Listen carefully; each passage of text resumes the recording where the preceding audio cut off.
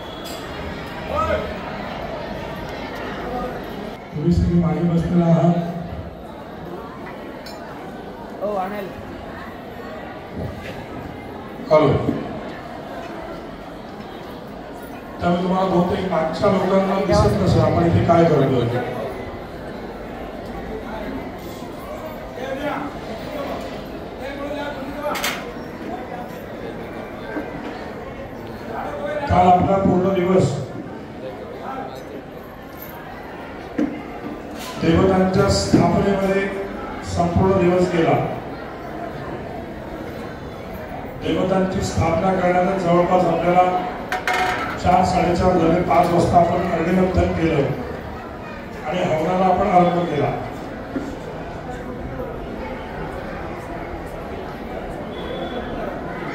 मी मगाशी जसं संकल्पात म्हणालो तसं 4 युगांमध्ये 4 प्रकारच्या सेवा परमेश्वराने आपल्याला करायला सांगितलेल्या आहेत। त्या युगात त्या वेळेस जन्माला आलेली सगळी माणसं ते सगळं कार्य त्यांच्या प्रारब्धात त्यांच्या नशिबात असेल तर ते करत असतात।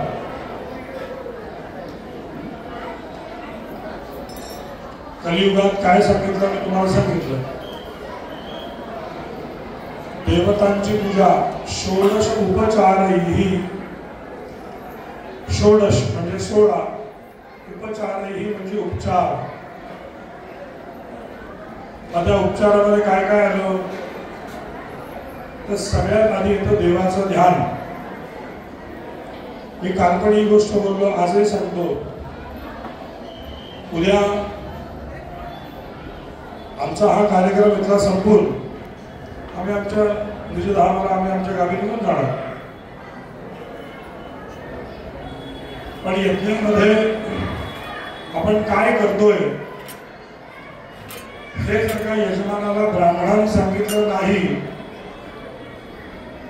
तर ती केलेली सेवा निष्फळ ठरते असं म्हटलेलं आहे. तुम्हाला फक्त डोळ्याला आणि कानाला समाधान झालं, अरे वा छान पूजा मांडली होती, छान मंदिर सजलं होतं, आम्ही पण सगळे छान सजलो होतो, पण आपण काय केलं हे जर का आपल्याला कळलं नाही ना तर ते काम निष्फळ होतं असं म्हटलेलं. मग आपल्याला ते काम निष्फळ करायचं आहे का सफल करायचं आहे की नाही? मग सफल करण्याकरता म्हणून आपण संकल्प घेतला आणि संकल्पातनं परवाची पूजा, कालची पूजा आणि आता आजची पूजा आपण संपन्न करतोय. त्याचा आत्ताचा महत्वाचा दिवस आहे. आपण देवाचा अभिषेक करतोय. मी जेव्हा 2 महिन्यापूर्वी इथे आलो होतो, तुम्हाला असं वाटतं काय पूर्वी सारखं म्हणणार 2 महिन्यापूर्वी आलो होतो, 2 महिन्यापूर्वी आलो होतो. पण ती प्रत्येक गोष्ट मी ऑब्झर्व केली की ते काय आहे, काय नाहीये, काय चाललंय. आपल्या वैदिक संस्कृतीला अनुसरून हे कार्य होतंय का की काही वेगळ्या प्रकारे आपल्याला यत्न करावा लागेल? पण असं होणारच नाही. ज्या ठिकाणी सद्गुरू महाराज बसले त्या ठिकाणी वेदाला प्रेरित, धर्माला प्रेरित असंच कार्य होणार, वेगळं काही होणारच नाही.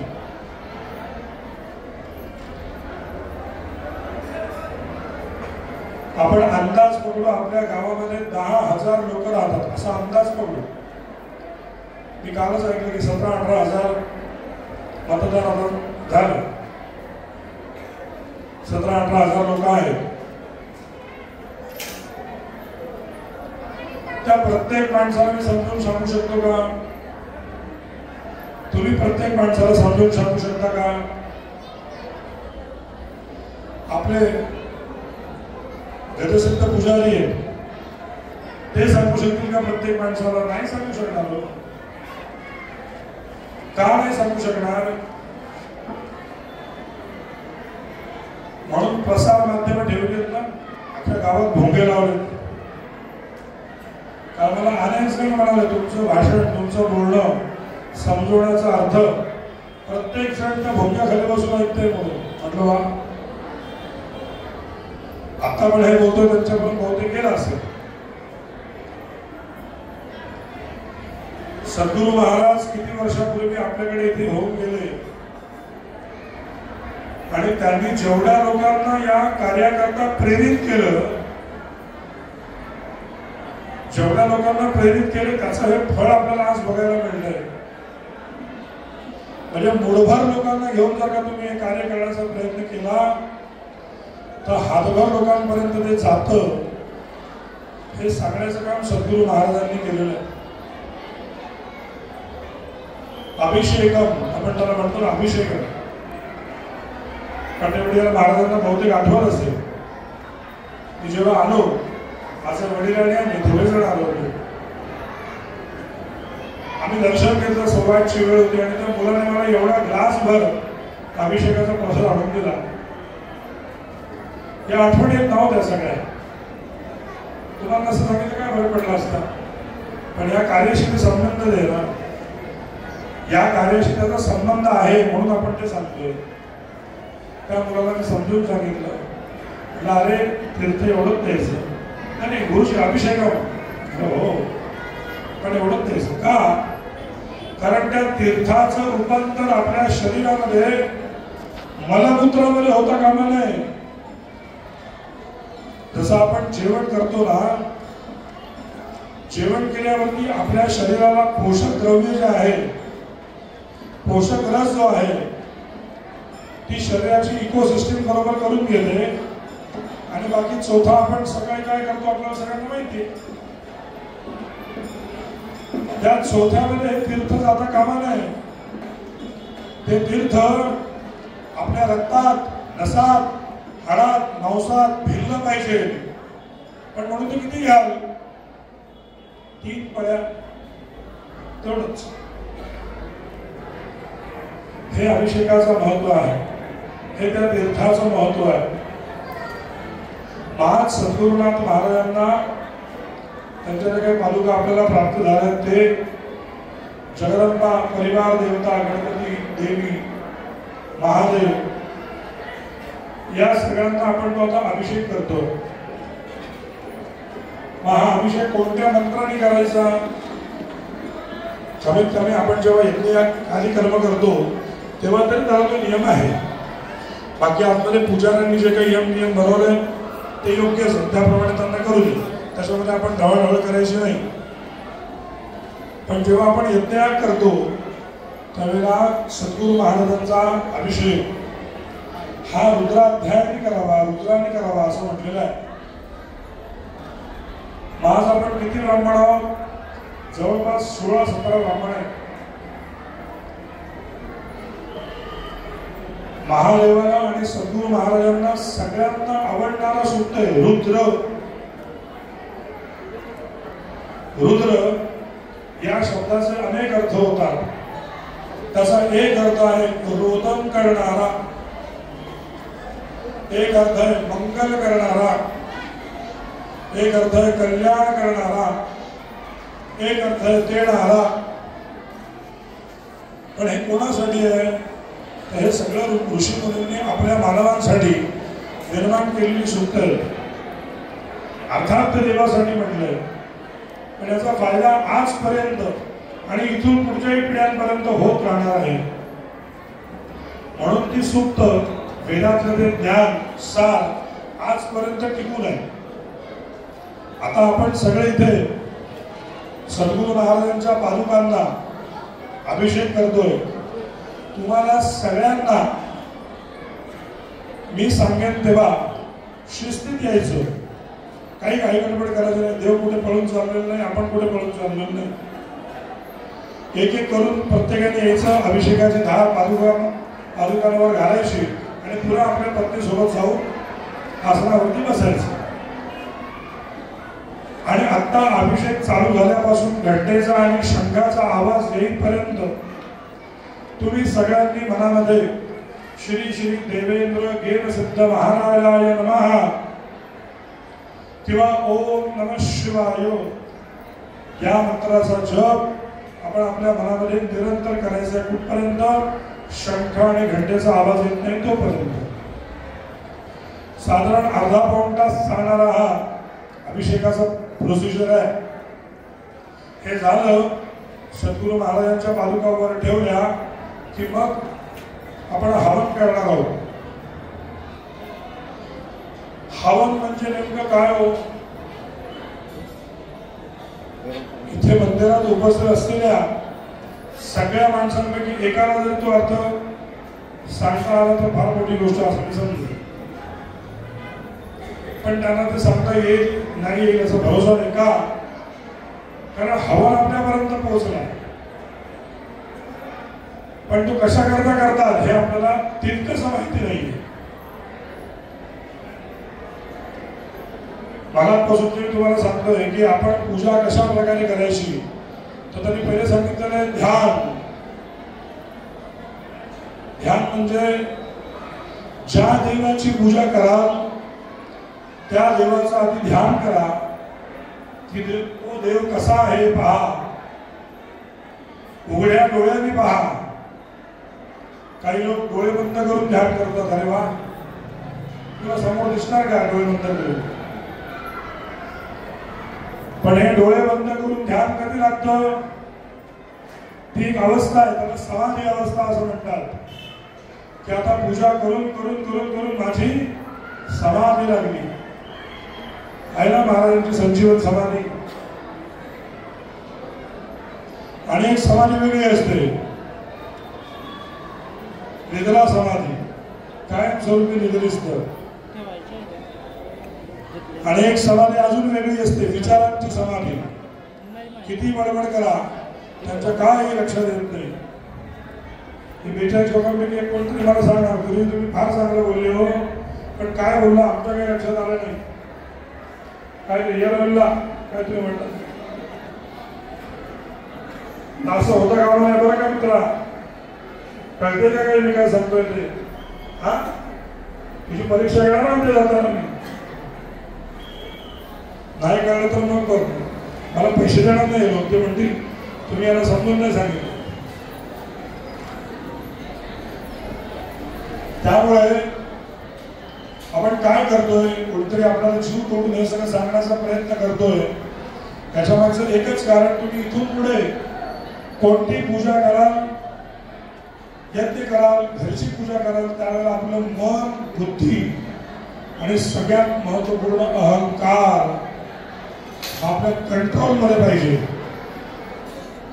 मी अमुक आहे, मी नाही चालत, परमेश्वराला नाही तेवढं. मोठे मोठे राजे रजवाडे संपले या अहंकाराच्या नादात, कोणाचं भलं नाही त्याच्यामध्ये. म्हणून मन, बुद्धी, चित्त म्हणजेच अहंकार आपल्या कंट्रोलमध्ये पाहिजे. त्याने सांगितलं सगळ्यात आधी देवाचं ध्यान करा. डोळे बंद करून देवाची मूर्ती आपल्या डोळ्यापुढे प्रगट झाली पाहिजे, त्याला म्हणतात ध्यान. पण ते लगेच लागेल का? आज नाही लागणार, आपल्याला कोणाची सवय नसते. म्हणून एवढी मोठी सुंदर महाराजांची चांदीची प्रतिमा भैरवासकट आपण सिंहासनावर बसवली. काही नाही जमलं किमान त्यांच्याकडे तरी बघा. त्यांचं जीवन संघर्ष त्यांनी कसं आपल्या समाजाला काय काय दिलंय, काय काय अजून देत आहेत, ते आठवण्याचा प्रयत्न करा. काही नसेल तरी मिळेल या अपेक्षेने ते पहा, म्हणजेच देवाचं ध्यान करा. मग त्याच्यानंतर ध्यान झालं, पण ध्यान करून देव येणार आहे का? येईल का देव? देव येईल का? नाही, मग कशाला आपण आलो? येईल ना, आलाच पाहिजे. देवावरती भक्ताचा अधिकार पाहिजे. देवा मी तुला बोलवतोय, तुला यायला लागेल, तुला यावं लागेल. हे आपण तेव्हा म्हणू शकतो जेव्हा आपण शुद्ध अंतःकरणाने त्याला आवाज देतो. मला माहिती नाही माझ्या बोलण्याचा काय परिणाम होईल. बहुतेक संजीवन समाज महाराज हे माझ्याकडनं बोलून घेतात, असं आपण म्हणूया की या सगळ्यांचा अर्थ सांग काय ते, दुसरा यज्ञ करून घेऊ नको. कारण हा यज्ञ आता ही जी आपण माळ सुरुवात केली थांबवायची नाही. वर्षानुवर्ष या मंदिरामध्ये यज्ञ आगारी कर्म मला बोलवा, कोणालाही बोलवा, पण चालू ठेवा. मी असं कधीच कुठल्या देवस्थानाला सांगत नाही मीच येणार मीच करणार. कशाला? माझ्यापेक्षा आणखीन चांगले ब्राह्मण आहेत की, आणि आम्हाला बोलवता आम्ही येऊ, प्रश्न तो नाही. ध्यान करा, आवाहन करा. दुसरा टप्पा आहे आवाहन. आपण त्याला म्हणतो या. आवाहन म्हणजे ये रे बाबा असं करून करणार आहे का? शास्त्रकार सांगतात हात जोडायचे, हात पसरवायचे त्याच्या पुढे, परमेश्वराकडे या, बसा, तुमचा अभिषेक आम्ही करतोय हा स्वीकारा. ते गावाला पुजारी काय करतात आपण बघायला जात नाही, कारण त्यांच्या अवस्थेत ते असतात, पण ते हे सगळं करत असतात. ते देवाचं ध्यान करतात, देवाचं आवाहन करतात. आवाहन झाल्यावर मग पुढची पायरी पूजन, जे आता आपण करतोय. अनेक प्रकारच्या पूजा आहेत. आता आपण ही पूजा करतोय ही अगदी फर्स्ट लेवल सुरुवात आहे. यात महापूजा आहे, पात्रा साधन पूजा आहे, तंत्र पूजा आहे, खूप पूजा आहे. यज्ञाला जी आवडणारी अभिप्रेत पूजा आहे ती आहे षोडशोपचार पूजा, 16 उपचारांनी केलेली पूजा. त्याच्यातलाच एक महत्वपूर्ण भाग आहे अभिषेकम, म्हणजे अभिषेक. पूजन करा. बरं, आता पूजा झाल्यावर काय? नैवेद्य, आरती, स्तुतिपाठ आणि मग हवन. मग हवन म्हणजे काय हो? काल सगळ्यांना सांगितलं अग्नी हे देवतेचे मुख आहे. देवांपर्यंत अन्न पोचवण्याची साधना आहे म्हणजे तुम्ही 10,000 किलोची मिठाई आणून ठेवा देवापुढे, 10,000 किलो रुपये प्रति किलो अशा मिठाई ठेवा. दिल्लीला मिळते बघा 24 कॅरेट गोल्ड मिठाई. आता काय इंस्टाग्राम, व्हॉट्सअप, फेसबुकमुळे ती इंडस्ट्री फार मोठी आहे. गावोगावात सगळी पोचलेली इंडस्ट्री आहे. त्या मिठाईवाल्याने दिवाळीत 16,000 रुपये किलो मिठाई, ती मिठाई आणून देवा पुढे ठेवा. देव खाणारे का मला सांगा बघतो, खाऊच शकत नाही. त्याचं कारण ते त्या समाधानाच्या तृप्तीच्या वर गेलेलं. ते तुमच्या मिठाई, वरण, भात, भाजी पोळीमुळे अडकून पडलेले नाहीत. ते अशा ठिकाणी जाऊन पोहोचतात की तिथे त्यांना भूकच लागत नाही, तिकडे त्यांना तहान पाणीच प्यावं असं वाटत नाही. मग कशाला आपण हे करायचं असं आपण म्हणायचं नाही. आपलं कर्तव्य आपण काय म्हणतो बघा, सगळं देवाला नैवेद्य दाखवतो असं म्हणतो की नाही का, भरवतो असं म्हणतो. तो एकच संत संपूर्ण महाराष्ट्रामध्ये येऊन गेला, नामदेव महाराज. जेवतो डोकं फोडून घेतो आणि पांडुरंग त्याच्याकडे येऊन जेवायचं सुद्धा हे आपल्याला माहिती आहे.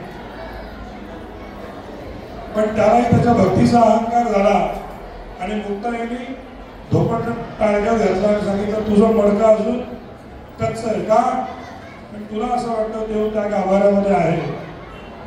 जेव्हा हे जाणशील देव तुझ्या माझ्यात सगळ्यात आहे, तू देवाचा बच्चा आणि सच्चा भक्त झालास. जोपर्यंत तुम्हाला हे कळत नाही तोपर्यंत काही होणार नाही.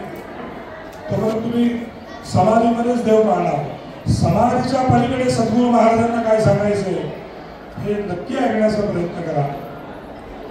सद्गुरू महाराजांना काय म्हणायचंय ते नक्की समजून घेण्याचा प्रयत्न करा. तुम्हाला आठवेल कुलकर्णी गुरुजींनी सांगितलं ते एकदम बरोबर आहे.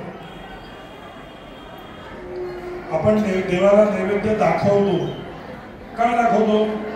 परमेश्वरा तुझ्या कृपा आशीर्वादाने माझ्याकडे जे मिळालेलं आहे ते मी तुला दाखवतो, नैवेद्य दाखवतो. खाणार कोण आहे? मीच. दुसरं कोणी खाणार आहे का?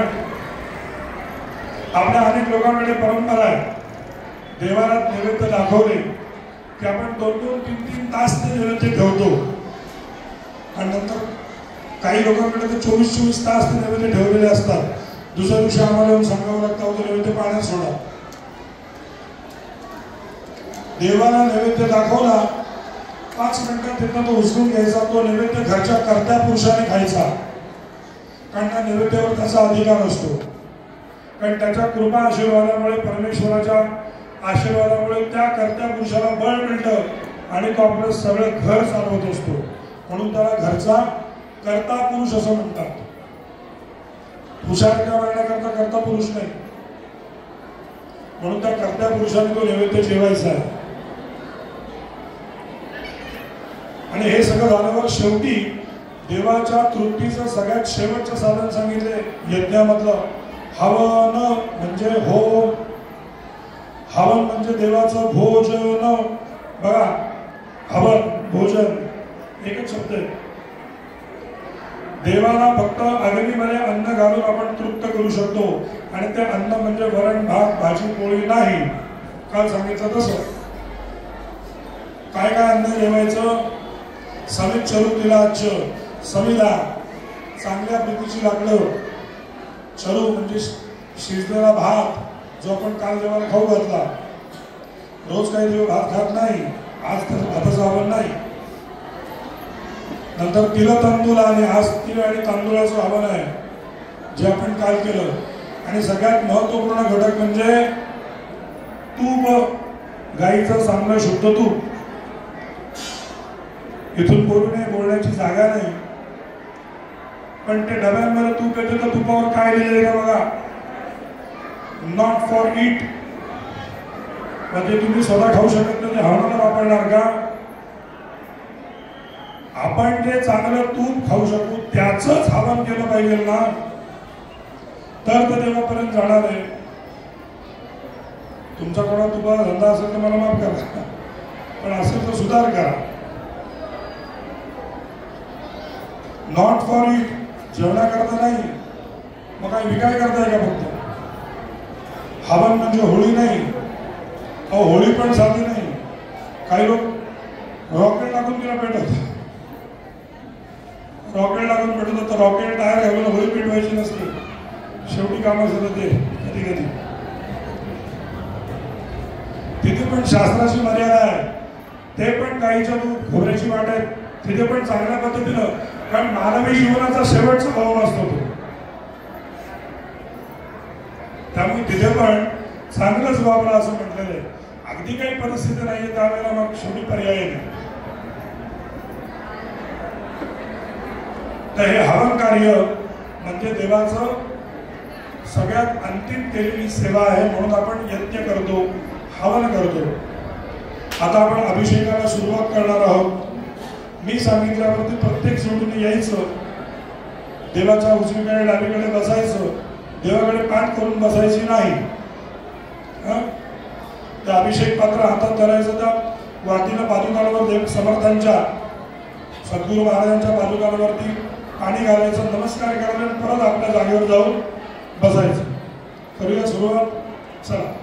ओम गणानंदवा गणपतिं हवामहे प्रियानंदवा प्रियपतिं हवामहे निधिनंदवा निधिपतिं हवामहे वसो मम परामि नमः परमजासि फलम् आयते प्रकटकर्तृपं जातो धन्यः देवे शंकरवाय चतुपदा श्रीपदाय चरपदा